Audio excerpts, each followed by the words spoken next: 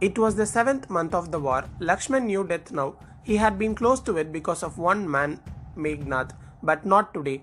The son of the mighty Ravan had not shown his face today, and Lakshman was glad. He almost felt lucky. As he plunged the sword deep into the gut of the Rakshas beneath his feet, Lakshman scanned his surroundings for Raghav, his brother, the avatar of Vishnu. He was nowhere to be seen. The war had turned messy. The dark red soil buried deep in the confines of the fiery desert, where the orange sun flared its scarlet rays. The stench of the piled corpses infiltrated the air, with the sound of the clashing of blades and the crushing of bones reverberating in Lakshman's ears. He felt weak. His scars throbbed, but he had not given up.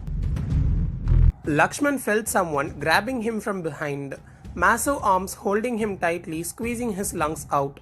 He could almost feel his breath quiver. He was fainting. He tried to writhe out of the grip that imprisoned him, but the more he tried, the weaker he felt. His blade had toppled from his hands, and the heavy set of arms was now making matters worse for his body. He turned his head a little to face the dark-skinned Rakshas, the man responsible for his breathlessness.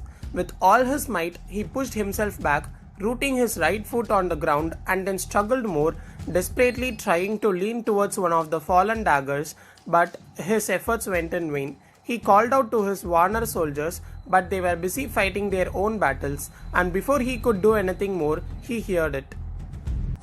The trumpets blared, and the sound of the heavy set of wheels entered the background. Everyone's eyes, including his, turned towards the chariot upon which a bulky muscular man stood his ground. The Varnars squeaked in fear, and the Rakshasas applauded and roared.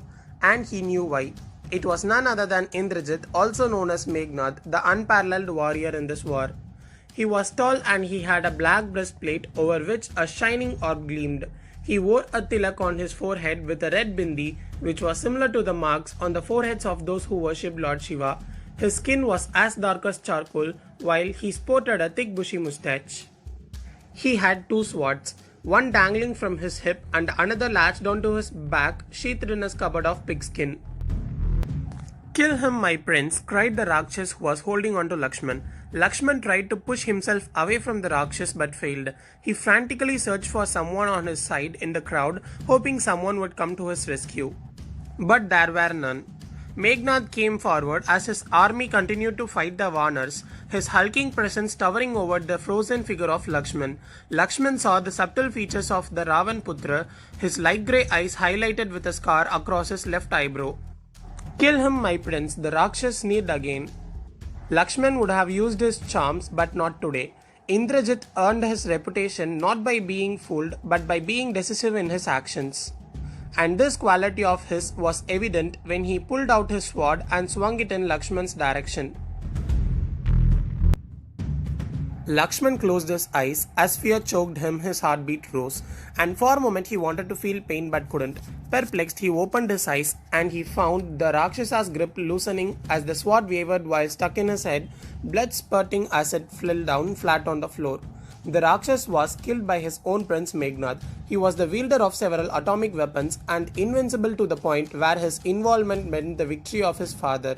But his actions spoke otherwise. What was more surprising to Lakshman was that the very man who had been trying to kill him for so many days had just saved him. "Why would you do this?" Lakshman asked Meghnad. Meghnad displayed no emotion. He was impassive, as if killing his own kind didn't affect him. Lakshman remained confused until he saw what Meghnad was doing. He was kneeling down, and then he pulled out his sword, presenting it to Lakshman as if he was surrendering. And then, to Lakshman's sheer surprise, he uttered the words, "Kill me."